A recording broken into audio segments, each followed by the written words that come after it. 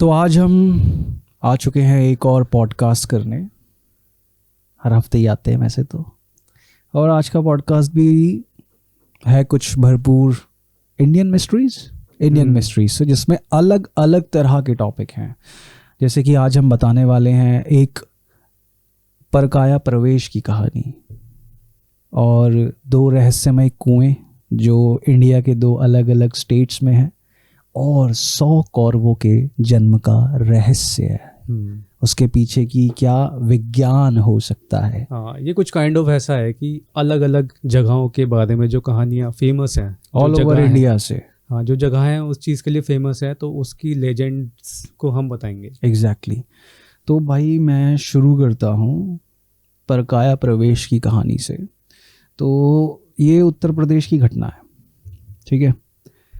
तो भाई लगभग आज से 70 साल पहले ज़िला मुजफ्फरनगर के गांव रसूलपुर जाटन में चौधरी श्री गिरधारी सिंह जाट, जिनके पिता श्री राजा राम सिंह जाट थे, उनको एक पुत्र पैदा हुआ जिसका उन्होंने जसवीर नाम रखा। अब चौधरी साहब जो थे उसको बहुत ही प्यार से पालते थे कि भाई एक ही बेटा पैदा हुआ है, ठीक है। और उस टाइम पे बेटों की बड़ी वैल्यू हुआ करती थी, तो बड़े प्यार से पालते थे। लेकिन था कि हाँ, डेस्टिनी को कुछ और ही मंजूर था। तो जिस समय जो उनका बेटा था, जसवीर नाम रखा था उन्होंने उसका, तो 3.5 साल का हुआ था, तो एकदम से अचानक बीमार पड़ गया। अब हुआ क्या बीमार पड़ने की वजह कि उसको स्मॉल पॉक्स हो गई थी, चिकन पॉक्स जैसे कहते देसी भाषा में, माता होना, कि माता निकल गई थी उसको। और उस टाइम पे आज से 70 साल पहले मतलब किसी को अगर चिकन पॉक्स स्मॉल पॉक्स हो जाती थी तो इलाज बहुत ही मुश्किल था, इंजेक्शंस और वैक्सीन्स वगैरह नहीं थी। तो अब हुआ क्या कि भाई बहुत इलाज हुआ पर कुछ भी इफ़ेक्ट नहीं पड़ा उस चीज़ का, इलाज का। तो और लास्ट में उस बीमारी की वजह से उसका मतलब क्या कहें, एक तो यूट्यूब के यार उस वजह से वर्ड्स भी नहीं बोल सकते कि वो मतलब कहते हैं शरीर शांत हो गया उसका, ठीक है। अब उस दिन जिस दिन उसका लास्ट डे था, तो रात बहुत ज़्यादा हो गई थी। तो लोगों ने ये डिसाइड किया कि सुबह होते ही इसे अंतिम संस्कार के लिए ले जाएंगे। अभी तो बहुत रात हो गई, तो इस वक्त करना ठीक नहीं है। तो जसवीर का जो बॉडी थी, अनअलाइव बॉडी जो थी उसकी, तो उसको ढक के वहीं छोड़ दिया था नॉर्मली बर्फ़ में रख के। तो अब होता क्या है कि जिला मुजफ्फरनगर के ही एक दूसरे गांव बहेड़ी के पास रोहना मिल में चौधरी शंकर लाल का एक लड़का शोभाराम त्यागी था, तो जिसकी उम्र उस वक्त लगभग 23-24 साल थी। तो शोभाराम त्यागी की शादी हो चुकी थी, उसकी 2 लड़कियां और एक लड़का था।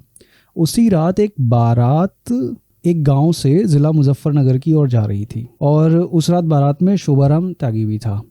शोभाराम अपनी खुद की घोड़ा गाड़ी हाँक कर लिए जा रहा था, क्योंकि उस टाइम पे तांगा वांगा ये सभी चला करते थे, ठीक है।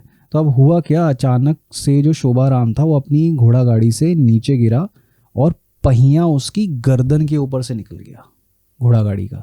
अच्छा, तो पूरा रथ का पहिया हो जो चल रही थी बैलगाड़ी? हाँ, जो तांगा होता है, घोड़ा गाड़ी जो होती है, उसका जो पहिया था गर्दन के ऊपर से निकल गया। कट गई होगी इसकी गर्दन? तो कटी नहीं ना, शार्प थोड़ी होता है वो, ब्लेड जैसा। फिर भी यार मतलब गर्दन टूट गई थी उसकी।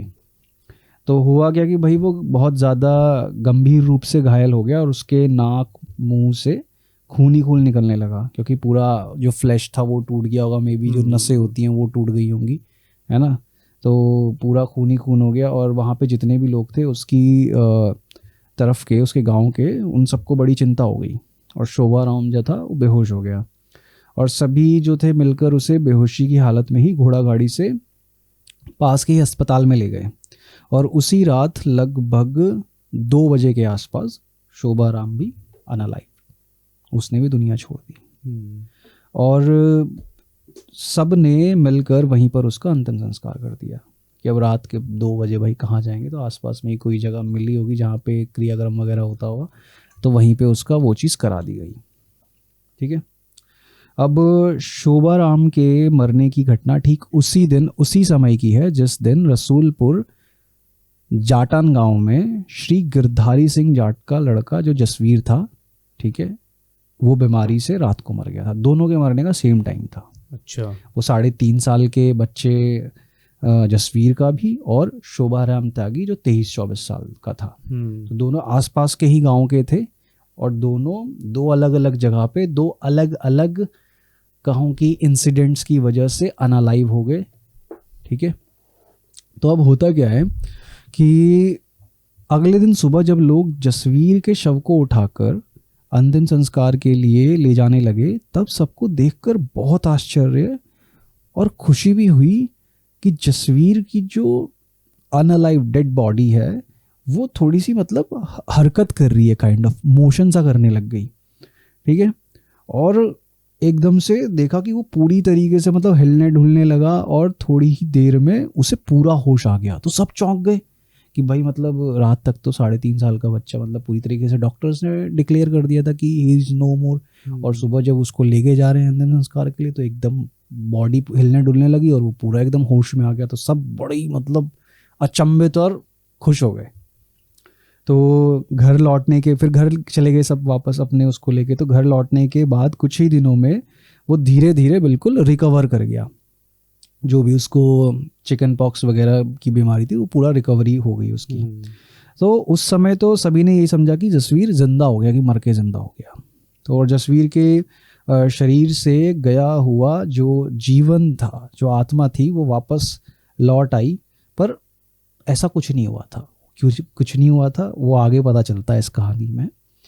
कि बाद में सबको यह जानकर बड़ा आश्चर्य हुआ कि जसवीर का मृत शरीर वास्तव में जिंदा हो गया है, पर उसमें जसवीर की आत्मा नहीं है। अब बात दरअसल ये हुई थी कि जिंदा होने वाला शरीर तो जसवीर का ही था, लेकिन आत्मा उसमें शोभाराम त्यागी की घुस बैठी थी। तो जसवीर के मृत शरीर में शोभाराम त्यागी की आत्मा घुस जाने पर उसको अपने पिछले जन्म की सारी बातें याद रही। वही सब अचंभित हो गए कि मतलब ये हो क्या रहा है। हम तो सोच रहे थे कि भाई हमारा बच्चा कुछ भी सिचुएशन रही वो जिंदा हो गया, ठीक है, अब 3.5 साल का बच्चा वो बातें बिहेवियर वो ऐसे कर रहा है कि जैसे वो एक फुल्ली ग्रोन मैच्योर यूथ है। 23-24 साल के इंसान की तरह बातें और वगैरह, और उसको अपनी सारी की सारी जो पुरानी लाइफ है वो पूरी याद है।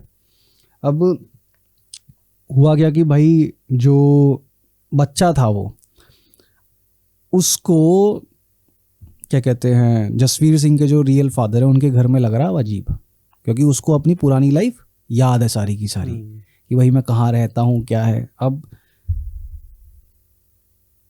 वो खाना पीना किसी से बोलना चालना नहीं, कुछ नहीं, अपने में अलग अलग रहता। तो फिर लोगों को लगा कि यार ये खाएगा पिएगा नहीं, क्योंकि बॉडी तो 3.5 साल के बच्चे की है ना। तो उसको कहा कि ठीक है भाई तू जिस तरीके से खाना पीना करना चाहता है, रहना चाहता है, तू बता। तो उसने बोला कि भाई कि ऐसे ऐसे मेरे को अलग खाना दिया करो, मुझे आपके साथ लोगों के साथ खाने का मन नहीं है, क्योंकि आप मेरी फैमिली नहीं हो, इस तरीके से बोलता था वो। कहा ठीक है भाई हम तेरे को अलग दे दिया करेंगे, तो अपना खा लिया कर, कि जिंदा तो रहेगा कम से कम। तो अब इन सब के बाद भी वो बड़ा ही उदास सा रहा करता था। तो इसी तरह से 4 साल बीत गए। एक दिन जसवीर की माँ राजकली उसे अपने साथ लेकर अपने मायके जाने लगी। ठीक है, मतलब अपनी नानी के घर जा रहा था एक तरीके से जसवीर। और रास्ते में जब जाते हुए ना वो जगह पड़ी जहाँ पे शोभाराम अपनी घोड़ा गाड़ी से गिरकर मर गया था। तो उस जगह से 2 रास्ते जाते थे। एक तो शोभाराम के गांव की तरफ जाता था और दूसरा रास्ता उसके मायके की तरफ को जाता था। और जसवीर ने अपनी माँ से कहा, माँ मैं जब शोभाराम था तब मैं यहीं पर अपनी घोड़ा गाड़ी से गिरा था और हमारे गांव का रास्ता उधर की तरफ है, जिस डायरेक्शन को उसने पॉइंट करते हुए कहा। अब लेकिन जो मम्मी थी उनकी, वो अपनी बच्चे की बात को यूं ही ऐसे ही झूठ समझकर कि दिमाग में ऐसे ही बोल रहा होगा, ये इग्नोर कर दिया और वो गांव गए। अब इसी तरीके से काफ़ी दिन बीतते गए, लेकिन 1958 मार्च का महीना चल रहा था। एक दिन कोई कोऑपरेटिव सोसाइटी का एक कामदार, जगन्नाथ प्रसाद नाम था उसका, और वो बहेड़ी गांव का ही निवासी था जहाँ का शोभाराम था। ठीक है, वो अपने किसी काम से रसूलपुर में आया जहाँ पे जसवीर सिंह रह रहा है। ठीक है, जसवीर सिंह है, वो अपने हम उम्र बच्चों के साथ खेल रहा है। ठीक है, तो अपने सामने से जब उसने जगन्नाथ प्रसाद को गुजरते हुए देखा ना, तो जसवीर सिंह ने उसे देखा तो उसे तुरंत पहचान लिया जसवीर ने, ये तो मेरे गांव का बंदा है। ठीक है, और उसने जगन्नाथ को जोर से आवाज देकर पुकारा, ओ जगन्नाथ। जगन्नाथ ने देखा चौंक के, कौन आवाज मार रहा है मेरे को, इधर उधर देखा तो उसने वहां पे कोई नहीं दिखाई दिया उसको, भाई कौन मार रहा है। ठीक है, और फिर वहां से आगे चल दिया और फिर से जसवीर ने उसको आवाज मारी कि अरे ओ जगन्नाथ यहाँ सुन, मैं तुझे बुला रहा हूँ भाई, रुक जा। तो जगन्नाथ क्या कहते हैं, ये सुनकर उसके पास आया, देखा कि अरे भाई छोटा बच्चा बुला रहा है मेरे को, ये कैसे बोल रहा है। तो उसने बोला कि जगन्नाथ ने जसवीर सिंह ने जगन्नाथ से कहा कि तू मुझे मेरे गांव बहेड़ी ले चल। तो जगन्नाथ ने बड़ी चौंक के बोला कि भाई ना मैंने तुझे कभी पहले देखा, ठीक है, तू कौन है और किसका लड़का है। ठीक है, तो फिर इस बात को सुनकर जसवीर ने जगन्नाथ को अपनी स्टार्टिंग से लेकर अब तक की हुई सारी की सारी जो सिचुएशन थी, सारी की सारी जो इंसिडेंट हुए थे, वो सब कुछ उसको पूरा बताया। ठीक है, और जगन्नाथ जो था वो इस चीज़ को पूरा सुन के, पूरा इंसिडेंट सुन के उसका, जसवीर का, एक 3.5 साल 4 साल के बच्चे का, कि वो अचंभित कि भाई ये बता क्या रहा है मेरे को। और फिर उसको यकीन भी हो रहा है कि हाँ भाई जो ये बच्चा बता रहा है कि इस तरह से शोभाराम मरा था, ठीक है, और किस तरह से उसका एक्सीडेंट हुआ था, सारी चीज़ें एक्सप्लेन करी, तो उसको समझ में आ गया कि यार ये एक छोटा बच्चा इतना डिटेल में कैसे उस रात की हर एक बात को बता पा रहा है। तो उसको ये भी हो गया कि भाई हाँ यार, कि इसके अंदर सच में उसकी शोभाराम की आत्मा है। तो अब क्या कहते हैं, और फिर जब जगन्नाथ वापस अपने गांव गया बहेड़ा में, तो उसने पूरी गांव वालों को बताया कि भाई ऐसे ऐसे मैं उधर गया था रसूलपुर, वहाँ पे मुझे एक बच्चा मिला, उसने मेरे को ये पूरी कहानी सुनाई। अब उस गांव में जिसने भी ऐसा सुना वो बड़ा ही चौंक गया। सो जो लड़के शोभाराम के जो ताऊ चाचा सब थे वो सब रसूलपुर के लिए निकले। ठीक है, वहाँ उन्होंने जसवीर के पास जब गए, जसवीर के घर गए, तो जसवीर ने तुरंत सबको पहचान लिया कि भाई ये मेरा चाचा, ये मेरा ताऊ है, और सबको नाम लेकर राम राम करके, जैसे गांव में बोलते ना राम राम करके, तो वैसे सबको राम राम करके उसने बोला। ठीक है, वेलकम किया अपने घर में। तो अब जो शोभाराम के जो संबंधी आए थे, सारे के सारे रिलेटिव्स आए थे, तो उसने छोटे बच्चा जो था जसवीर, उससे बहुत सारे सवाल पूछे सारे के सारे। ठीक है, और उसने सबको बिल्कुल सेटिस्फाई करते हुए हर क्वेश्चन का आंसर किया। ठीक है, और जो बहेड़ा गांव से आए थे उस दिन सारे के सारे जो गांव वाले लोग थे, उसमें से एक आदमी था जो उस रात उसी घोड़ा गाड़ी में सवार था जिससे गिरकर शोभाराम की डेथ हुई थी। तो उस बंदे ने पूछा जसवीर से कि मेरा नाम क्या है, ये बता तू। तो जसवीर ने कहा मैं तुम्हारा नाम तो भूल गया हूँ, लेकिन मुझे इतना ज़रूर याद है कि जिस समय मैं गाड़ी से गिरा था तो तुमने ही मुझे उस समय अपनी गोद में लेटा रखा था, उसने बताया। और ये सुनकर वो भाई, वो गांव वाला बंदा चौंक गया पूरा का पूरा सन। तो और उसने सबके सामने ये मान लिया कि रियलिटी में मैंने ही अपनी सिर में गोद रख के लिटा रखा था शोभाराम को, जैसा ये लड़का बता रहा है। और भाई साहब ये सब सुन के सब, मतलब एक होता है ना कि सरप्राइज्ड कि ये चमत्कार है भाई, ये कैसा चमत्कार है ये, कि दोनों मरे एक ही रात में। ठीक है, और किस तरह से क्या हुआ कि बॉडी में शोभाराम की आत्मा घुस गई। तो उससे पूछा कि भाई मतलब कैसे हुआ, क्या हुआ। तो बोला उसने कि भाई जब मैं डेड हो गया था, ठीक है, शोभाराम ने बताया कि जब मैं डेड हो गया था तो मेरी जो थी बॉडी के अंदर बिल्कुल भी जान नहीं बची थी, और मेरी बॉडी गर्दन टूट गई थी। तो मैं उस बॉडी के, मतलब मेरी बॉडी ही ख़राब हो चुकी थी कि मैं उसमें अंदर वापस जा नहीं सकता था। तो बोला कि फिर मैं ऐसे ही घूम रहा था, क्योंकि मेरी जो डेथ थी वो टाइम से पहले हो गई थी। मुझे उस समय पे मरना नहीं था, ठीक है। मेरी बहुत लंबी लाइफ थी, वो तो एक हादसा हुआ और उस मोमेंट में मेरी डेथ हो गई।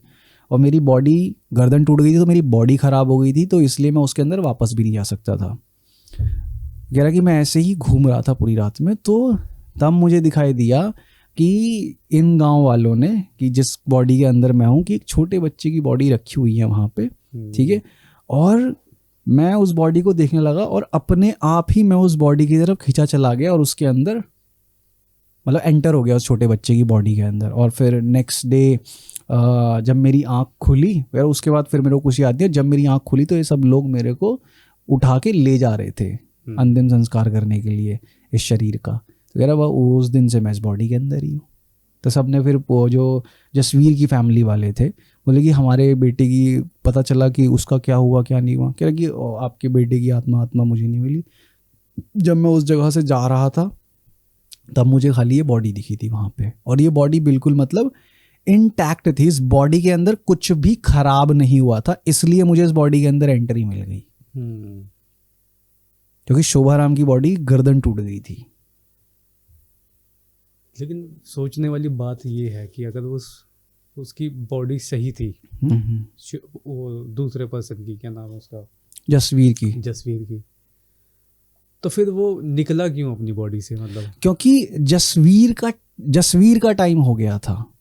अच्छा, उसको उसी मोमेंट, मतलब उसकी लाइफ उतनी ही थी जब उसको चिकन पॉक्स हुआ, ठीक है, और वो उस चीज़ से मर गया, तो उसकी जो सोल थी वो निकल के आफ्टर लाइफ में जहाँ भी जाना होता है वो वहाँ जा चुकी थी, ठीक है। और बॉडी पूरी इंटैक्ट थी। और जो शोभाराम था, जब वो घोड़ा गाड़ी से तांगे से गिर के मरा था, तो वो मतलब उसकी वो थी अनटाइमली डेथ जिसे बोलते हैं, वो हुई थी उसके साथ। उसका मरना नहीं लिखा हुआ था वहाँ पे। तो बस ये था कि उसकी आत्मा अब भटकता रहेगा, जैसे बोलते हैं ना कि भाई अनटाइमली डेथ हो जाती है समय से पहले, तो वो आत्माएं भटकती रहती है जब तक उनका समय पूरा नहीं होता प्रेत योनि में। समय पूरा नहीं होता, या फिर ये भी हो सकता है जैसे तूने बताया कि जब तक उनको कोई शरीर नहीं मिलता, हाँ, शरीर ना मिले, या फिर जब तक उनकी प्रेत योनि है। सपोज कर किसी इंसान को 90 साल जीना है, लेकिन कुछ ऐसा हुआ कि वो 40 साल की ही उम्र में चल बसा, तो वो बाकी के 50 साल प्रेत योनि में भटकता रहेगा। तो तुझे क्या लगता है कि मतलब जो सुसाइड करते हैं उनके साथ भी सेम यही होता होगा?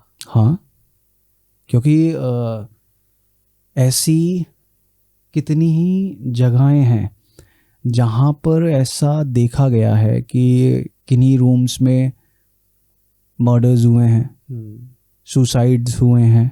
तो वहाँ पे जब जाते हैं तो बहुत सारे लोगों ने ये चीज़ें रिपोर्ट करी हैं कि उन्हें वहाँ पे एक अजीब तरह की एनर्जी फील होती है, मतलब काइंड ऑफ मनुष्यत सी फील होती है उस जगह में। और जैसे ही वो उस जगह से बाहर निकलेंगे तो बहुत लाइट फील करते हैं वो।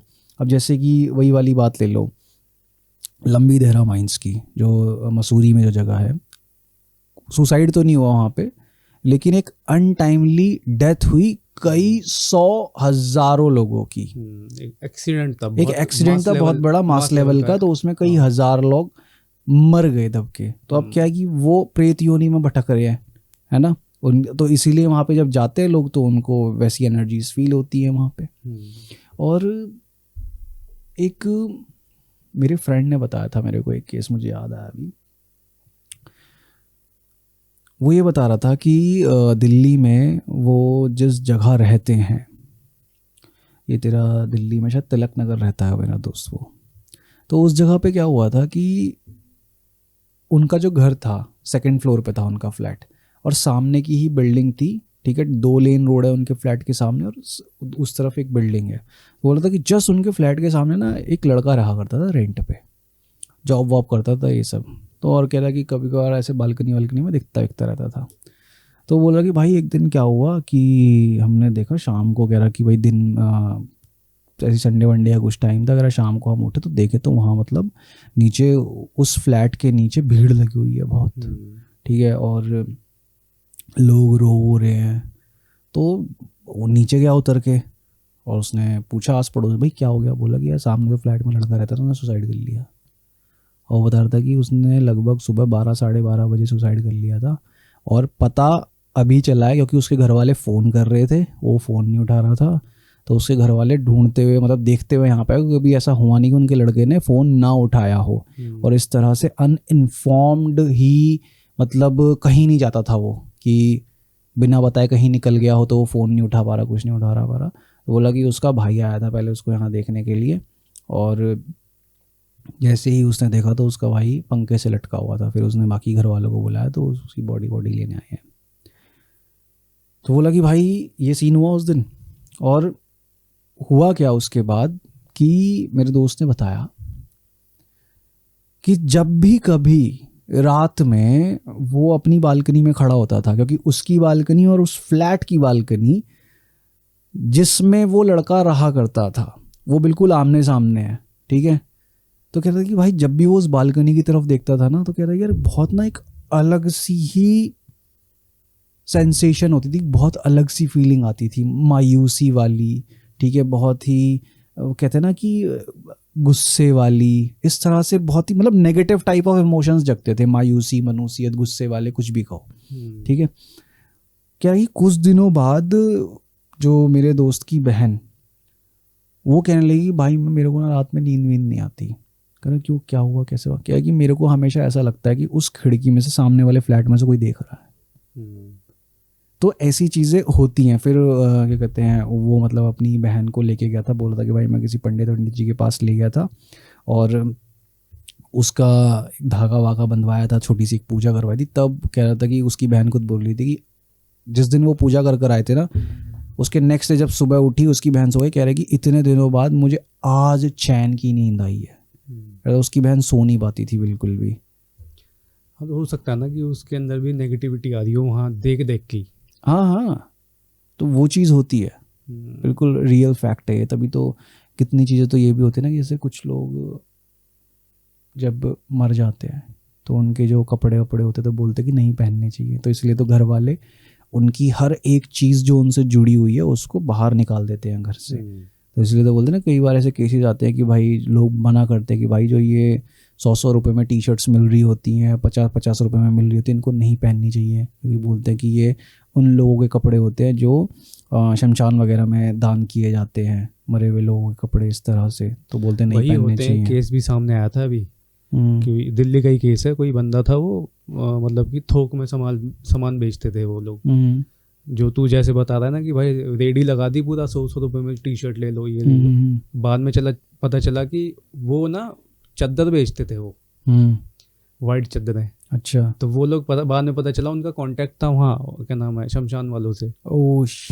तो वो वहाँ से चद्दर ला के वहाँ सस्ते में बेच रहे हैं। ओह माय गॉड, मतलब वो वाइट चद्दरें तो वो कफन की चद्दरें हुई। हाँ तो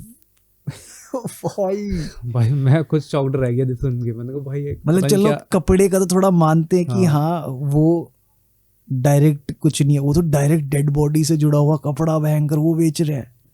शिट यार, मतलब इंसान कितना ज्यादा मतलब लालची हो सकता है अपने प्रॉफिट के लिए। ऐसा होता ना कि जब लेके जाते हैं डेड बॉडी को वहाँ पे, तो जो वहाँ पे जो पंडित वगैरह जो भी होते हैं, मतलब उनके चेले चपाटे होते हैं ना, उनको कहते हैं कि देख लो भाई अपने हिसाब से।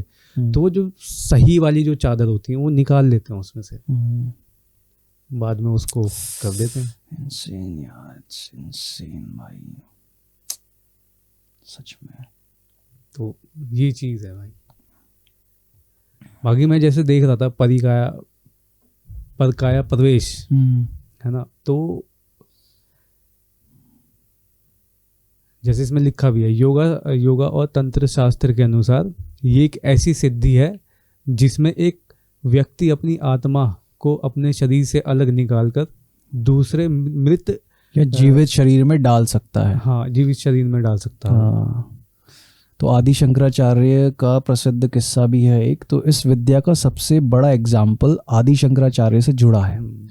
कहा जाता है कि उन्होंने एक बार मंडन मिश्र की पत्नी उभय भारती के सवालों का जवाब देने के लिए, जो गृहस्थ जीवन से जुड़े थे, एक राजा अमरुका के मृत शरीर में अपनी आत्मा प्रवेश कराई थी। उन्होंने राजा के रूप में कुछ समय बिताया ताकि वो अनुभव ले सके जो उन्होंने सन्यासी होने के नाते कभी नहीं किए थे। ओके,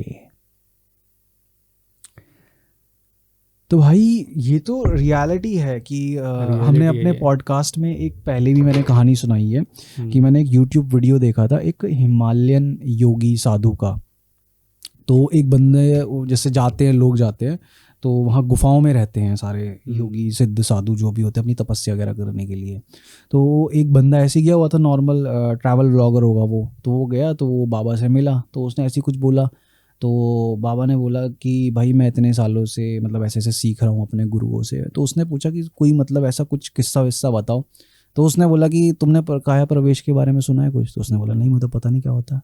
बोला कि परकाया प्रवेश होता है कि मुर्दा शरीर में इंसान के एक आत्मा को प्रवेश कराना, अपनी आत्मा ट्रांसफ़र करना। तो वो भी बंदा कह रहा कि क्या बात कर रहा आप, ऐसा हो सकता है?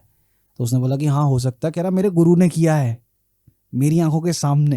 तो उसने बोला बताओ किस्सा।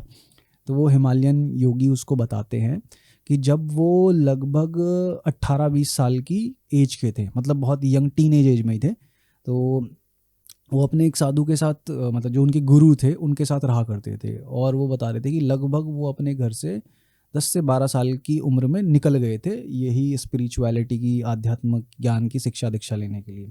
और ये किस्सा उन्होंने बताया था उधर का, काशी का, बनारस।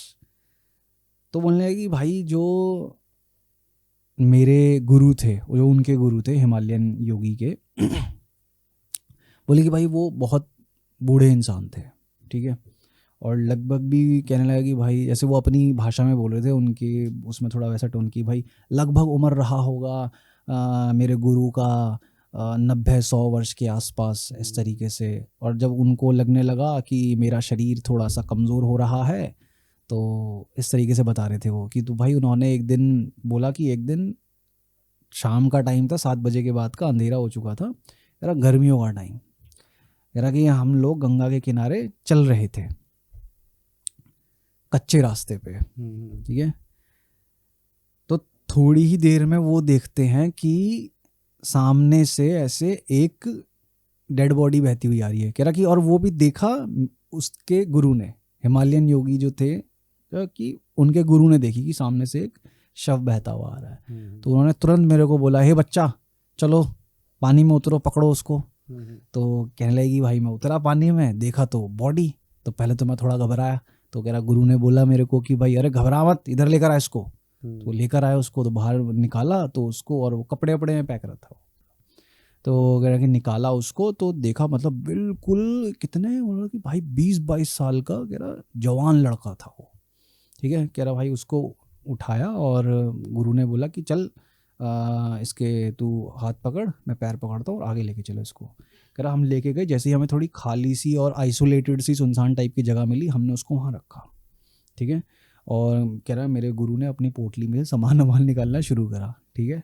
और उसको बोला कि ऐसे कि भाई इस बंदे को लेटा, ठीक है, लेटाया और बोला कि यहाँ गंगा में से पानी लेकर आओ। कह रहा कमंडल में पानी वानी लेकर आया, बोला कि पूरे शरीर को नहला, इसको साफ कर। तो कह रहा कि पहले पूरे शरीर को नहलाया, साफ करा कमंडल के पानी से। उसके बाद उसके चारों तरफ घेरा बनाया, ठीक है। कह रहे 3-4 सर्कल्स बनाए उसकी पूरी बॉडी के चारों तरफ जहाँ पे वो बच्चा लेटा, ठीक है। और फिर जो हिमालयन साधु के गुरु थे वो लेटे। तो जो हिमालयन साधु था उसने बोला कि भाई मेरे गुरु ने मेरे को बोला कि अब मैं तेरे को लेटे लेटे ही बताऊंगा सब कुछ, और बिल्कुल वैसे ही करना है जैसे मैं तेरे को बताऊंगा, ध्यान से सुनते रहना मेरी सारी बात। कहा ठीक है भाई। तो वो कह रहा है कि अब वो लेट गए रेत पे, और उसके बाद कहने लगे उनकी बॉडी की तरफ भी, चारों तरफ भी उतने ही सर्कल्स बनाए जितना वो 20-22 साल की जो डेड बॉडी थी, 20-22 साल के लड़के की डेड बॉडी जो उनको मिली थी नदी में से, उसकी तरफ, ठीक है। और कहने लगा कि दोनों के हाथों को एक कलावे के थ्रू बांध दिया, ठीक है। जैसे वो लेटेंगे तो राइट हैंड मिल रहे हैं लेफ्ट हैंड, तो लेफ्ट हैंड राइट हैंड इस तरीके से ऐसे कलावे से बांध दिए, एक कलावा खींच के और उनके हाथ पे बांध दिया, मतलब एक कनेक्शन टाइप बना दिया। हाँ ठीक है। और बोला कि उनके दोनों के सर के ऊपर ऐसे लेटे तो यहाँ सर के ऊपर एक लकड़ी इधर गाड़ी, एक लकड़ी उधर गाड़ी, ठीक है। और पानी भर के लोटा रख दिया सर के ऊपर की साइड, ठीक है। और उनके गुरु ने बोला कि अब एक जला दे दिया, ठीक है, पैरों की तरफ। तो पैरों की तरफ जला दिया दिया एक, दोनों बॉडीज के बीच में। और उन्होंने अपने शिष्य से बोल दिया, जो हिमालयन योगी कहानी बता रहे थे, बोले कि यार मेरे से मेरे गुरु ने बोल दिया चुपचाप बैठे रहना, कोई अगर आएगा गलती से, पहले तो कोई आएगा नहीं, अगर कोई गलती से आ भी गया तो उसको बोल देना सीधा चले जाए, डिस्टरबेंस नहीं होना चाहिए बिल्कुल भी। और कहना कि कुछ भी हो हमको गलती से भी ना हमें छेड़ना ना इस शव को छेड़ना, ठीक है, और डरना मत, चुपचाप बैठे रहना, कुछ नहीं होगा, ठीक है। और मैं बोल देता कि अपने चारों तरफ भी एक छोटा सा घेरा बना ले और बैठा रहना चुपचाप, कुछ नहीं होगा। कहने लगा कि भाई तकरीबन बोला था कि ये सब काम करते हुए रात के बज गए थे 10:30 11, सब सुनसान हो गया। क्या पूरी रात में वहीं बैठा रहा एक टक लगा के उनको, और कोई नहीं आया, कुछ नहीं हुआ उस रास्ते में, कुछ नहीं आया। अब पूरी रात बीत गई। कह रहा जैसे ही बोला कि सुबह के 4:30 या 5 बजे, ठीक है, तो एकदम से आवाज आती है। कहने लगे अरे बच्चा इधर आ। कह रहा कि भाई मैं तो डर गया। क्यों? क्योंकि वो गुरु की बॉडी को देख रहे थे अपनी। कह रहा गुरु की बॉडी का तो मुंह हिला नहीं, को तो चुप। कह रहा उन्होंने घुमाई दूसरी बॉडी की तरफ शकल, तो दूसरी बॉडी लेटी हुई है ऐसे, और वो बोल रही है अरे बच्चा सुनता क्यों नहीं है, इधर तो आ। तो वो गया देख के वहां पे, कह रहा भाई मैं डरते डरते उठा और गया तो देखा आंखें खुल रखी है। कह रहा भाई मैं तो डर गया एकदम। तो वो बॉडी बोलती कि अरे डर मत, मैं हूँ तेरा गुरु, ठीक है, खड़ा कर मेरे को। तो उसने ऐसे उठाया, बैठाया उनको, ठीक है, बैठे। तो उन्होंने कि जा क्या कहते हैं गंगा मैया में से पानी लेकर आओ, कमंडल में से भर के लेकर आओ, गए सर पे डालो, हमारे डाला सरवर पे, ऐसे पूरा थोड़ा कह रहा कि उनका स्नान वगैरह से कराया हल्का फुल्का, ठीक है, और फिर पानी वानी पिलाया। कहना कि चलो अब जो ये शरीर है इसको लपेटो कपड़े में, ठीक है, वही लपेटा कपड़े में, और कह रहा है कि बहा दो गंगा में, बहा दो। कह रहा कुछ नहीं, जो सामान था सब उठा के पोटली वोटली में भरा सब, चलो। तो मतलब वो लड़के की बॉडी में कंटिन्यू कर रहे हैं आप? एग्जैक्टली। ओ भाई, उन्होंने अपना पुराना शरीर त्याग दिया, अपनी जो भी कॉन्शियसनेस, अपनी आत्मा वो उस नई बॉडी के अंदर डाल ली उन्होंने, और उसके बाद अपनी जर्नी आगे कि चलो भाई ये शरीर। अब जैसे वो कहते हैं ना कि कितनी शास्त्रों में कहा गया है कि आत्मा के लिए शरीर एक कपड़े की तरह है, वो इस कपड़े को बदलती रहती है। तो वो लिटरली जब मैंने ये कहानी सुनी तो लिटरली मेरे को यही फील हुआ कि भाई उनके गुरु ने शरीर को ऐसे बदला जैसे आत्मा ने कपड़े बदल लिए, कि रात तक वो इस बूढ़े शरीर में थे, सुबह भयंकर वो नए जवान शरीर में। हाँ वही चीज़। फिर उस ट्रैवल ब्लॉगर ने पूछा कि भाई मतलब आपके वो बाबा कहाँ हैं? कह रहा कि है बनारस में है मेरा गुरु, अभी हम जाते रहता है मिलने के लिए। कह रहा बताओ। कह रहा ऐसे थोड़ी बताएंगे यार। तो इससे तो मेरे को ऐसा लगता है कि भाई जो हम सुनते हैं जैसे न्यूज़ वगैरह में या रिसर्च करते टाइम पता लगता है कि हमें कि ऐसे ऐसे संत हैं, ऐसे ऐसे साधु हैं जो 400-500 साल जिंदा रहे हैं। तो मे भी परिकाया प्रवेश की वजह से। हाँ देख, दो तरह की चीज़ें होती हैं इसमें। एक होता है परकाया प्रवेश। अब डिपेंड करता है कि आपके पास सिद्धियाँ कौन सी हैं, क्योंकि ये भी एक तरह की सिद्धि है। अब क्या पता उनके गुरु ने परकाया प्रवेश की इस क्रिया को, इस पूरी प्रोसेस को सिद्ध कर रखा हो, ठीक है, तो उनके पास ये सिद्धि थी। लेकिन अब जैसे ऋषिकेश में हुए टाट वाले बाबा, इनके ऊपर हमने पॉडकास्ट भी किया, उनको बोलते द एजलेस योगी। वो 90 साल, तुझे फोटोज दिखाई है ना मैंने, हाँ। तो वो 90 साल की उम्र में भी बिल्कुल एकदम ऐसे 40-45 साल के एकदम जवान पुरुष की तरह, एकदम बॉडी एकदम वेल बिल्ड स्ट्रॉन्ग 6 फुट इंसान। उनके जो ड्रेड लॉक्स थे, उनकी जो जटाएं थी वो इतनी लंबी लंबी, मतलब जो इंसान खुद 6 फुट का है, ठीक है, और उनकी जटाएं खुद उनके घुटनों से नीचे तक जा रही हैं। तो मतलब 5-5 5.5 फुट की तो जटाएं हो गई उनकी। और उसके बाद एक काला, वो एक सफ़ेद बाल नहीं उनके शरीर पे, ठीक है, और उनकी आंखों की चमक, स्किन उनकी एकदम ऐसे जैसे भाई एक झुर्रियाँ नहीं, कुछ नहीं, मतलब एकदम यंग इंसान जैसे इंसान थे वो टाट वाले बाबा। तो अब उनको बोलते हैं एजलेस योगी। तो ध्यान करते करते उनको क्या पता सिद्धि इसकी इस चीज़ की सिद्धि प्राप्त हो गई होगी, वो अपनी उम्र को रोक सकते हैं एक पड़ाव पे लाके। कि हाँ भाई किसी ने अपनी मान ले कि 40 साल की उम्र में अपनी एज को रोकने की सिद्धि प्राप्त कर ली। अब वो भले ही हो जाए क्या कहते हैं 110 साल का, लेकिन जिस एज में उसने उस सिद्धि को प्राप्त किया और उस सिद्धि से अपनी एज को रोक दिया, वो हमेशा उसकी बॉडी उसी एज में रुकी रहेगी। तो अगर किसी को ऐसा करना आता है तो इसका मतलब वो इच्छा मृत्यु भी कर सकता है। हाँ बिल्कुल। अब जैसे इच्छा मृत्यु का तो महाभारत में वही नहीं है, भीष्म पितामह, 100 से ज़्यादा तीर उनकी बॉडी पे चुभे हुए थे, लेकिन हाँ। फिर भी 7 दिनों तक ना, आई थिंक 7 दिनों तक वो अपनी मृत्यु शैया पे लेटे हुए थे। उनके पास इच्छा मृत्यु का वरदान था उनके पास। इवन यहाँ तक कि ऋषि दधीची जब स्वर्ग पे उन्होंने, राक्षसों ने कब्जा कर लिया था और इंद्र को फाइट करनी थी, वॉर करना था, तो कोई एक पर्टिकुलर राक्षस था, उसका नाम याद नहीं आ रहा मेरे को, असुर था, तो जिसको वज्र से ही मारा जा सकता था। ठीक है, अब वज्र का जो वेपन है वो बन सकता था एक ऐसे इंसान की हड्डियों से जिसकी हड्डियां ही मतलब बहुत स्ट्रांग हो। ठीक है,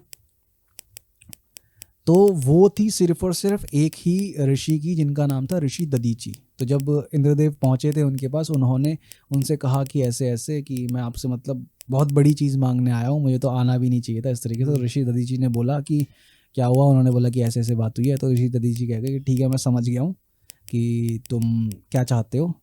कहेंगे ठीक है मेरे को बस थोड़ा समय दो। वो ध्यान में गए, उन्होंने सांस भरा और एकदम से भरते ही सांस थोड़ी देर के लिए, और उसके बाद उनका शरीर गिर पड़ा नीचे। उस असुर का नाम ये था क्या, वृत्रासुर? वृत्रासुर।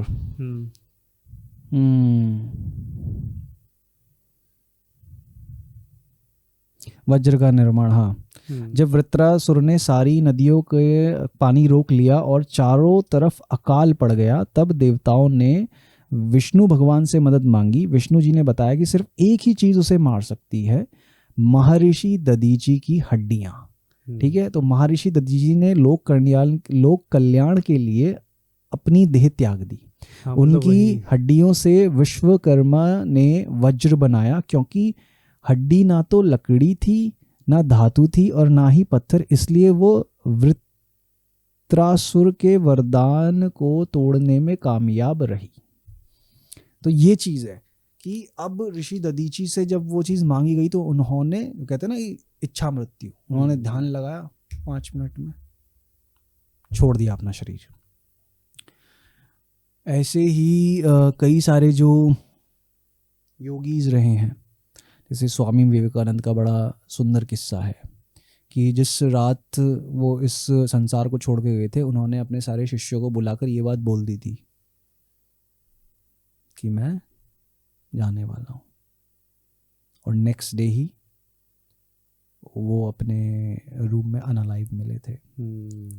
और कई सारे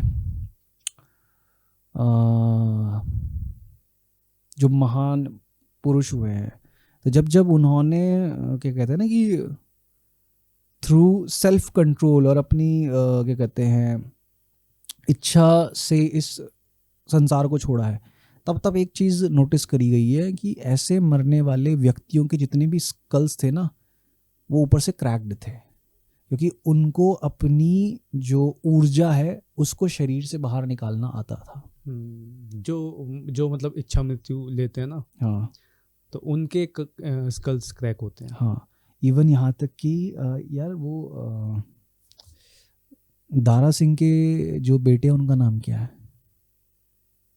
दारा सिंह का बेटा हुआ है ना, बिंदु दारा सिंह। हाँ, बिंदु आई थिंक। नहीं, दारा सिंह के बेटे का नाम क्या है? उन्होंने दारा सिंह के बारे में एक कहानी सुनाई थी कपिल शर्मा शो पे, तो वो मेरे को बड़ी फैसिनेटिंग लगी थी वो कहानी। क्या नाम है? बिंदु दारा सिंह है।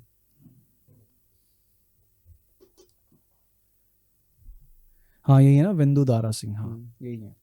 तो यही मूवीज वगैरह में इन सब चीज़ों में रहते हैं ना यहाँ। तो बिंदु दारा सिंह, इन्होंने कपिल शर्मा शो पे कहानी सुनाई थी, ऐसी वो फनी उसमें सुना रहे थे। तो दारा सिंह ने अपने पूरी फैमिली से बोला हुआ था कि जिस दिन मैं इस दुनिया को छोड़ के जाऊँगा ना, कोई भी रोएगा नहीं। उन्होंने बोला था कि भाई मैंने अपनी लाइफ बहुत बेहतरीन शान तरीके से जी है, भगवान ने मेरे को सब कुछ दिया, मैंने सब कुछ एंजॉय करा अपनी लाइफ में, जो चाहता था सब मिला, तो मेरे जाने पे कोई दुख नहीं मनाएगा, सब उस दिन एंजॉय करना, पार्टी करना। तो ये बता रहे थे कि जिस दिन उनके फादर का निधन हुआ था, तो उस दिन अमिताभ बच्चन मिलने आए थे इनके घर पे, होते हैं ना कंडोलेंसेस देने आते हैं थोड़ी सी अपना मिलना, तो बोले थे कि अमिताभ बच्चन जी आए और हम अंदर पार्टी कर रहे थे। हमें बड़ा अजीब सा लगा कि अच्छा, अरे हाँ, भाई। वो मैंने सुना है वो। तो उसमें इन्होंने बताया था कि जब उनके फादर की तबीयत खराब हुई थी तो उनके फादर ने बोल दिया था कि टाटा बाय बाय, मैं जा रहा हूँ, ठीक है। लेकिन ये हॉस्पिटल ले गए, हॉस्पिटल वालों ने डाला उनको वेंटिलेटर पे आईसीयू में, ठीक है। तो वेंटिलेटर पे आईसीयू में डाला तो उनकी बॉडी रिवाइव हो गई, लेकिन उनको तो जाना था। तो वो कह रहे थे कि नहीं भाई मैं जाऊंगा। तो वो कह रहा था कि इन्होंने बिंदु तारा सिंह ने खुद ये बात बोली है, लोग शायद वीडियो को देख भी चेक भी कर सकते हैं यूट्यूब पे, कि उन्होंने बोला था कि भाई कुछ नहीं पता, डॉक्टर्स ने ये बोल दिया था कि रिवाइव हो गए, रिकवर कर जाएंगे, बट समहाउ उनके फादर ने खुद से ही कुछ ऐसा किया कि उनका पूरा ब्रेन जला दिया उन्होंने और वो उस दुनिया को छोड़ के चले गए। ओ भाई, उन्होंने खुद से ही कुछ करके, और वो दिमाग यहाँ से, वो कहते हैं ब्रेन पूरा अंदर से, मतलब डॉक्टर्स ने कहा कि इनका ब्रेन किसी तरह से कुछ, कोई एक हिस्सा ब्रेन का जल गया है इनके और अब नहीं बचे। तब अब सोच, ये तो मतलब बहुत ज्यादा ही मतलब वो फैसिनेटिंग है ना, कितना ज्यादा, मतलब एक तो मिस्टीरियस और फैसिनेटिंग। उन्होंने मतलब शरीर छोड़ने के लिए अपना ब्रेन ही डैमेज कर दिया। हाँ, मतलब किसी के पास इतना हो सकता है, कोई इतना अवेयर है कि हाँ अगर मैं चाहता हूँ कि मैं करूँ अपने ब्रेन को, मैं नहीं कर पाऊंगा ऐसे। मतलब तेरे को तो पता ही, हमें तो पता ही नहीं ना कि वो प्रोसेस करना कैसे होता है, कि मैं इस दुनिया को छोड़ दूँ खुद से, कैसे होता है वो। लोगों को सिर्फ एक ही तरीका पता है कि भाई लटक जाओ या कहीं से कूद जाओ इस तरीके से, बट वो नहीं, खुद से आप बैठे कि अब जा रहा हूँ भाई मैं। लेकिन जितने भी सिद्ध पुरुष योगी होते हैं उनके पास ये कैपेबिलिटीज होती हैं। तगड़ा है भाई, बहुत तगड़ा है भाई ये, इनसेन। चलें तो फिर अपनी तीसरी, अब कितनी मिस्ट्री डिस्कस कर ली हमने? अभी पहली चल रही है हमारी। नहीं मतलब परकाया प्रवेश की 2 कहानियां हो गई है ना हमारी। एक तो जो हिमालयन योगी की बताई, और एक मैंने ये जो बच्चे की कहानी बताई था, एक्सीडेंटल परकाया प्रवेश जो हुआ, और एक छोटा सा जो शंकराचार्य से जुड़ा हुआ एक छोटी सी कहानी थी। वो कहानी कितनी रियल है शंकराचार्य से जुड़ी वो हमें नहीं पता, बट गूगल पे मेंशन थी वो कहानी। बाकी व्यूअर्स खुद से अपनी ड्यू डिलिजेंस कर सकते हैं इस चीज़ से रिलेटेड। बाकी जो नेक्स्ट मिस्ट्री है ये है हमारी इंदौर से। ओके। तो इंदौर में कहते हैं कि मतलब कि एक ऐसी जगह है, ऐसा एक वाटरफॉल है जहाँ पे कि मतलब जब पानी सूख जाता है ना वहाँ का, तो कुछ कुछ तालाब ऐसे हैं, मतलब कुछ कुछ पॉन्ड्स ऐसे हैं कि उसमें तब भी पानी रहता है। ओके। तो उसको वो काफ़ी ज़्यादा मिस्टीरियस मानते हैं। एक तो उस जगह का नाम जो है वो है पाताल पानी। पाताल पानी, इंदौर के अंदर पाताल पानी जगह है। हाँ, तो ये लोकल्स का यहाँ पे मानना है कि वो जो पॉन्ड्स हैं वो इतने ज़्यादा गहरे हैं कि वो सीधा जाकर पाताल में मिलते हैं। ओके। वहाँ के लोकल लोग ऐसा कहते हैं। तो हाँ, कहा जाता है कि मतलब गर्मियों के मौसम में अप्रैल मई में, अप्रैल मई के आसपास की जो सारी नदियां हैं ना, जो वाटरफॉल्स है वहाँ पर, वो सब सूख जाते हैं। तब भी यहाँ के कुछ कुंड्स ऐसे हैं जहाँ पानी का लेवल सेम रहता है। मतलब भरी गर्मी में, अप्रैल मई भरी गर्मी में पड़ती है भाई, तपा देने वाली एकदम। ओके। और इसमें ये भी कहते हैं कि ये इससे सेल्फ रिफिलिंग इसलिए कहा जाता है क्योंकि बिना बारिश या किसी विजिबल सोर्स के भी ये पॉन्ड्स हमेशा भरे रहते हैं। ओके। मतलब कहने वाली बात ये है कि ना तो बारिश से भर रहे हैं, ना कोई और किसी और छोटी रिवर से उनके अंदर पानी आ रहा है, नहीं, जबकि पूरा पानी वहाँ का सूख जाता है। बस वो मतलब कुछ पॉन्ड्स ऐसे हैं कि हाँ ऐसा लग रहा है कि उनके अंदर कहीं नीचे ही धरती में से पानी आ रहा है जैसे। और इसमें ये भी कह रहे हैं कि एक्सपर्ट्स का मानना ये है कि कोई चमत्कार नहीं बल्कि अंडरग्राउंड एक्वाफायर या सबटेरेनियन वाटर चैनल्स का कमाल है, जो जमीन के नीचे मतलब ग्राउंड वाटर चलता है। हाँ, जो होती रहती होंगी ना गुफाएं वगैरह, कुछ ना कुछ अंडर वाटर कुछ प्रोसेस चलता होगा जिसकी वजह से कभी पूरी तरह खाली नहीं होते वो पॉन्ड्स। तो ये चीज है। पुराने लोग क्या कहते हैं, पुराने लोग कहते हैं कि आज तक कोई भी इन कुंडों की सतह बॉटम तक नहीं पहुंच पाया है। लोग इसे बहुत ही ज्यादा अविश्वसनीय मानते हैं। ओके। पाताल पानी का इतिहास महान क्रांतिकारी तात्या भील से भी जुड़ा है। ओके, जहाँ तक कि वो इसी इलाके में छुपते थे। ओके, पाताल पानी जितना मिस्टीरियस है उतना ही खतरनाक भी हो सकता है। फ्लैश फ्लड्स आते हैं, और क्या है यहाँ पे चीज़ें। ओके, तो यहाँ पे किसी तरह के एक्सपेरिमेंट वगैरह भी हुए हैं गहराई नापने के लिए? नहीं, ऐसा तो कुछ नहीं है। मतलब कि हाँ हुए होंगे कि वो डालते हैं और लेवल नहीं आता है हाथ में कि कितना लेवल है वहाँ का। ओके। ऐसे कई सारे यार वो कुंड हैं, जैसे पहाड़ों में बहुत सारे ऐसे कुंड होते हैं जिसके अंदर मतलब गर्म पानी आता है, बट उनका पता ही नहीं है कि कहाँ से आ रहा है वो गर्म पानी उनके अंदर। बड़ी ही मिस्टीरियस चीज़ें हैं भाई। अब एक मिस्ट्री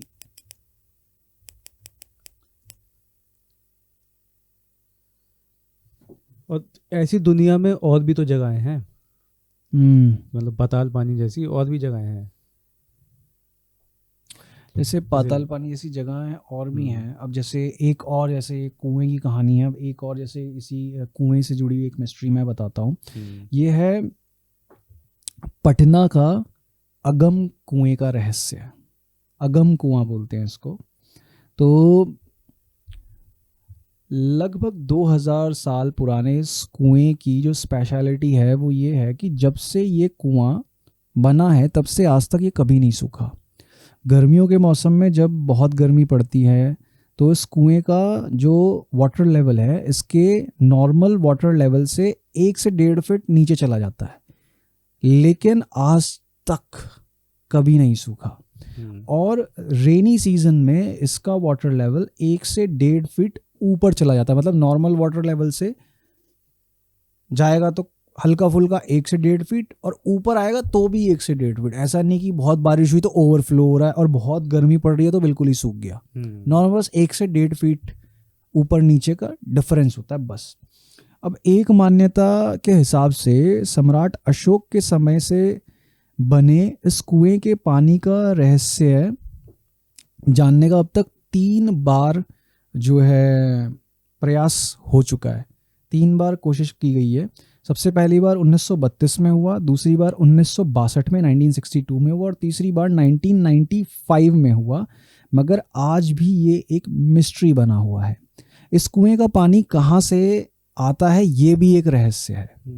ठीक है, तो अंग्रेज़ों के टाइम में कहा जाता है कि कई बार बहुत भयंकर सूखा पड़ा और अकाल भी पड़ा, फैमिन्स, और तब भी इसका पानी कभी नहीं सूखा। और ना ही बहुत ज़्यादा जब डेंजरस फ्लड्स आए तब भी इसके पानी में कोई ज़्यादा, कहते हैं ना कि बहुत ज़्यादा स्पेशल लेवल्स इंक्रीज़ नहीं हुए, बहुत नॉर्मल। जैसे कि बताया कि बहुत सूखा पड़ा तो भी हद से हद 1 से 1.5 फीट पानी कम हुआ, और बहुत बाढ़ आई है तो भी सिर्फ 1 से 1.5 फीट पानी इसमें ऊपर बढ़ा है, कभी भी कुछ और इम्पैक्ट नहीं हुआ। ठीक है, और इस कुएं की एक और स्पेशलिटी है कि इसके पानी का रंग भी बदलता है। और इस कुएं के कभी ना सूखने वाले पानी के पीछे जो यहाँ के जो लोकल लोग हैं वो ये लॉजिक देते हैं कि ये कुआं जो है ये वेस्ट बंगाल में जो गंगा सागर है उससे जुड़ा हुआ है, ज़मीन के नीचे ही नीचे। तो अपने लॉजिक को क्या कहते हैं सिद्ध करने के लिए वो एक इंसिडेंट का जिक्र करते हैं। तो उसमें वो लोग बताते हैं कि एक बार एक अंग्रेज अफसर था जिसकी छड़ी वेस्ट बंगाल में गंगा सागर में गिर गई थी, और जो बहते बहते पटना में मौजूद इस कुएं के ऊपर आकर तैर रही थी। और आज भी उस अंग्रेज अफसर की वो छड़ी कोलकाता के म्यूजियम में रखी हुई है। और सम्राट अशोक के समय भारत आए जितने भी चीनी फिलोसोफर्स थे, चाइनीज़ फिलोसोफर स्टूडेंट्स आए थे, उन्होंने अपनी बुक्स में भी इस कुएं के बारे में मेंशन किया है। मतलब काफ़ी ज़्यादा एंशिएंट है वो, बहुत एंशिएंट है। तो मतलब उसमें बोला है कि ये सम्राट अशोक जिस टाइम पे हुए तब उस टाइम पे इस कुएं का मतलब कि कंस्ट्रक्शन हुआ था, और तब से लेके आज तक इस कुएं के अंदर ना पानी कभी सूखा है ना कभी ओवरफ्लो हुआ है। जैसे एक ये है मध्य प्रदेश का भीम कुंड, ठीक है, ये भी एक इसी टाइप का कुछ है, कुंड है ना। लेकिन इसकी खास बात ये है कि जब भी कोई डिजास्टर आने वाला होता है, काइंड ऑफ सुनामी वगैरह, तो इसका पानी का कलर चेंज हो जाता है। ओके। जैसे ये है कि इंडिगो ब्लू टाइप का कलर वो हो जाता है, और इस कुंड का वाटर लेवल अपने आप बढ़ने लगता है फिर, कि मतलब कि पता चल जाता है कि लोगों को कि पानी का कलर चेंज हो गया और लेवल बढ़ रहा है ना, इसका मतलब कुछ ना कुछ नेचुरल डिजास्टर होने वाला और है। यही कहते हैं कि इसका जो कनेक्शन है वो डीप ओशन में जाके मिलता है। तो मतलब साला सोचने वाली बात है कि मतलब किस तरह से इतने गहरे कुएं की खुदाई हुई है, कि मतलब कि समुद्र में, मतलब कि ऐसी चीज़ें पहले भी घटी होंगी, क्योंकि ये भी बहुत प्राचीन है। तो लोग जो भी राजा महाराजा रहे होंगे उस टाइम पे, उन्होंने अपनी सहूलियत के हिसाब से कि हमें किस मतलब सतर्क रहने के लिए इतने बड़े बड़े गहरे गहरे कुएं खुदवाए हैं। लेकिन अब थोड़ी सी एक सोचने वाली बात यह है कि अगर ये कुएं ओशन से कनेक्टेड है, सी से कनेक्टेड है, लेकिन ओशन में पानी होता है खारा, कुएं में पानी होता है मीठा, फ्रेश वाटर, तो हम ये तो कह ही नहीं सकते कि भाई कि ये ओशन से कनेक्टेड है, क्योंकि इनके अंदर तो फ्रेश वाटर मिल रहा है जो नॉर्मल हम पी सकते हैं।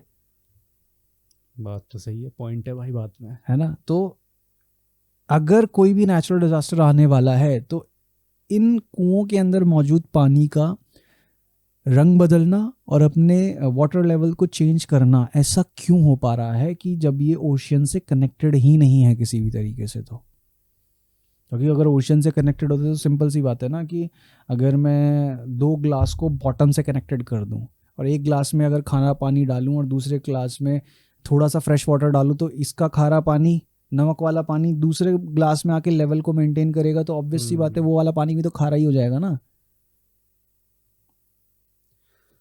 तो इसके पीछे क्या रहस्य हो सकता है कि ऐसे? भाई अब पता नहीं क्या रहस्य हो सकता है। अब रहस्य भी तो इसीलिए है कि इसके पीछे का रहस्य ही नहीं पता। क्योंकि देख ये चीज़ें अगर हैं, अगर लोग, बल्कि इसका तो ये है कि डिस्कवरी चैनल वालों ने भी इस पर आकर के कुछ ना कुछ रिसर्च करी है। ये है डिस्कवरी चैनल, और कई डाइवर्स ने इसकी गहराई नापने की कोशिश की है, लेकिन कोई भी इसके बॉटम तक नहीं पहुंच पाया। माना जाता है कि ये सीधा ओशन से जुड़ा है। अब सिंपल सी बात है ना, सीधा ओशन से जुड़ा होगा तो जैसे ओशन के पानी का टेस्ट होता है खारा, ऐसे ही कुएं के पानी का भी टेस्ट होना चाहिए। हाँ, तो बट कहीं पे भी ऐसा मतलब नेचुरल फिनोमेना है कुछ की वाटर को मीठा कर दे रहा हो। अब क्या नीचे वो आरओ के वो फिल्टर्स लगाए हुए हैं क्या डिसैलिनेशन करने के लिए पानी का? पता नहीं भाई, कुछ ना कुछ है। अब या किसी भी कुछ भी तरीके से कुछ ऐसी, अब या तो कि प्योर कुछ ऐसा टेक्नोलॉजिकल कंस्ट्रक्शन है, कुछ ऐसी मैं कह रहा हूँ कि जुगाड़ लगाया हुआ है उस समय के लोगों ने कि इतना गहरा कुआं खोद के उसको ओशन से कनेक्ट करा उन्होंने, और किस तरीके से कुछ ऐसी चीज़ें लगा रखी है नीचे से कि वो ओशन का पानी फिल्टर होता हो। इनक्रेडिबल इंडिया भाई। Exactly, incredible India. बट ये मिस्ट्री अपने आप में एक मिस्ट्री है, इसके पीछे का रहस्य सुलझाना नामुमकिन सा है। और ऐसी एक नहीं है, कई सारे हैं। एग्जैक्टली, बहुत सारे कुएं हैं। हाँ, मैं नाम बता देता हूँ इसके बारे में, तो आप सर्च कर लेना। जैसे कि गुप्तेश्वर महादेव है एक, जो कि छत्तीसगढ़ बॉर्डर, उड़ीसा और छत्तीसगढ़ बॉर्डर पे है। आई थिंक यार नैनीताल में जो नैनी झील है उसकी भी यही मिस्ट्री है कि वहां का भी नहीं पता कि वहां पानी कहाँ से आता है उस झील में। हाँ, वो भी तो एक बहुत बड़ी झील है, बहुत बड़ा लेक है वो, लेकिन ये नहीं पता कि उस लेक की गहराई कितनी है। आज तक मेरे पापा बता रहे थे कि नैनी झील का आज तक ये नहीं पता चला है कि उसकी गहराई कितनी है, और ये भी नहीं पता है कि उस झील के अंदर पानी कहाँ से आता है।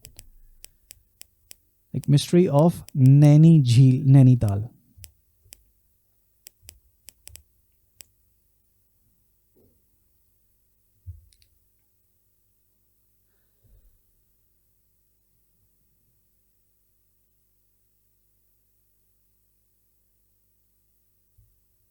पौराणिक कथाओं के अनुसार जब भगवान शिवा देवी सती के मृत शरीर को लेकर जा रहे थे तब उनकी बाईं आंख यहाँ गिरी थी। नैना का अर्थ है आँख और तल का अर्थ है झील। कहा जाता है कि झील का आकार बिल्कुल एक आँख जैसा है। क्या यह सिर्फ एक कोइंसिडेंस है या कोई डिवाइन डिजाइन? ऋषि सरोवर की कहानी। इस झील को ऋषि सरोवर भी कहा जाता है। माना जाता है कि त्रिऋषि सरोवर। माना जाता है कि यहाँ 3 ऋषि अत्रि, पुलस्त्य और पुलाह यहाँ आए थे और उन्हें प्यास लगी थी। उन्होंने एक गड्ढा खोदकर उसमें मानसरोवर झील का पवित्र जल भर दिया। आज भी इस झील का पानी मानसरोवर से किसी अंडरग्राउंड सोर्स के जरिए जुड़ा हुआ है। कई लोग मानते हैं कि इसका कनेक्शन सीधा कैलाश से है। झील की गहराई, द डेप्थ मिस्ट्री। ओके, सरकारी रिकॉर्ड्स के मुताबिक इसकी गहराई लगभग 28 मीटर्स यानी 9 से 100 फुट है, मगर लोकल लोगों और डाइवर्स का मानना है कि झील के कुछ हिस्से इतने गहरे हैं जहां आज तक कोई नहीं पहुंच पाया। वहां की दलदल, सिल्ट और अंडर वाटर करंट्स इसे और भी खतरनाक बनाते हैं। ओके, गायब होने वाले लोग और घोस्टली थ्योरीज। कुछ लोग इसे बॉटमलेस लेक की थ्योरी से जोड़ते हैं। कुछ पुरानी कथाओं में जिक्र है कि झील के नीचे एक पुराना शहर या मंदिर दबा हुआ है जहां से कभी अजीब आवाजें सुनाई देने का दावा किया जाता है। 1839 में एक ब्रिटिश बिजनेसमैन पी बैरन ने इसे ढूंढा था। कहा जाता है कि वो यहाँ की सुंदरता और रहस्य देखकर इतना प्रभावित हुआ कि उसने अपनी पूरी ज़िंदगी यहाँ बिताने का फैसला किया, मगर उसने अपनी डायरी में झील के बारे में कुछ ऐसी बातें लिखी थी जो आज भी रिसर्चर्स के लिए एक पहेली हैं। ओके, तो एग्जैक्टली कि एक तो चलो जो कहें कि रिलीजियस इसके पीछे बेसिस है कि हाँ, जो माता सती की आँख गिरी थी यहाँ पे, तो इसलिए जो झील की शेप है वो एक आँख की शेप में, और उसको इसलिए नैनी झील कहा जाता है। ठीक है, और नाम भी जगह का नैनीताल इसीलिए है। बट जो मेरे पापा ने मेरे को, क्योंकि मेरे पापा तो रहे हैं उसी जगह पे, लोकल हैं पापा मेरे वहाँ के, तो भाई जो मिस्ट्री है ना, ये रियल है कि हाँ, उस झील का ना बेस कहाँ है, कितना गहरा, वो आज तक कुछ नहीं पता। गवर्नमेंट में तो हाँ कि ठीक है भाई, किसी जगह पे कुछ टकरा के टिक गया और बोल दिया ठीक है भाई 90 से 100 फुट गहराई हो सकती है इसकी। ये है ना कि पूरी झील को ही नापना। एग्जैक्टली है ना, क्योंकि पूरी गहराई तब मानी जाएगी जब आप उसका डीपेस्ट पॉइंट ढूंढ लोगे, तब पता, तब वो होती है गहराई कि हाँ मैंने एक जगह। अब सिंपल सीधी बात है ना कि अगर आप समंदर में किनारे पे रहोगे तो किनारे पे हो सकता है कि वो 10 फुट ही गहरा हो, लेकिन बीच समंदर तो कितने फुट गहरा हो सकता है, कितने 100 फुट गहरा हो सकता है। अभी जैसे अभी पता है जैसे दुनिया को कि मैरियाना ट्रेंच सबसे गहरी जगह है ना। हाँ, लेकिन क्या पता भाई उससे भी गहरा कुछ हो। एग्जैक्टली है ना। तो नैनीताल का जो एक तो ये है कि सबसे बड़ी मिस्ट्री है कि किसी को नहीं पता कि वहाँ उस झील के अंदर पानी कहाँ से आता है। ठीक है, और मुझे तो ये नहीं पता चलता कि स्टेशन पे ये लोग लिख के रखते हैं ना कि सी लेवल से इतनी ऊंचाई है। देखा तूने लिखा हुआ? सी लेवल से ऊंचाई का मतलब होता है कि किस तरीके से नाप रहे हैं उसको। वो नाप रहे हैं जमीन से, जहाँ पे समुद्र आके, मतलब जो बीच होता है, बीच से नहीं। सी लेवल का मतलब होता है कि जमीन के नीचे बहने वाला पानी।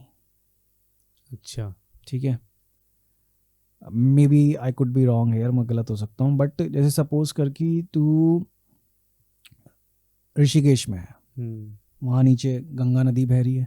ठीक है, अब तू वहाँ से जब ऊपर जाएगा ना, तो वो उस गंगा नदी के बॉटम की गहराई से नाप के बताएंगे कि आप अभी सी लेवल से 100 फुट ऊपर आ चुके हो। लेकिन कमाल की बात है कि ये कहने को बड़ी छोटी बात है, लेकिन ये बहुत ज़्यादा ज़रूरी है। पता कैसे? कि जब सी लेवल बढ़ेगा ना, तो तब तुम्हें पता होना चाहिए कौन सी जगह का सी लेवल कितना है। हाँ, कौन तो सी आप जगह ऊंची जगह पे जा सकते हो, कौन सी जगह पर जा सकते हो सेफ बचने के लिए। हाँ, सेफ तो तुम्हें पता होना चाहिए कि हाँ कौन सा हाईएस्ट जगहें हैं जहाँ पे हम जा सकते हैं। हाँ, एग्जैक्टली। तो भाई नैनी झील की भी अपने आप में एक मिस्ट्री है। कई सारी बॉटमलेस पिट्स एंड होल्स हैं, कुंड हैं, लेक्स हैं जिनका आज तक नहीं पता है। और जैसे अब एक बॉटमलेस इनकी लेक्स और क्या कहते हैं कुंडों की बात हो ही रही है, तो एक ना रशियंस ने एक एक्सपेरिमेंट किया था दुनिया का सबसे गहरा गड्ढा खोदने का, जिसमें कि वो देखना चाहते थे कि हमारी जो अर्थ है उसके डीपेस्ट पॉइंट में उनको क्या मिलता है।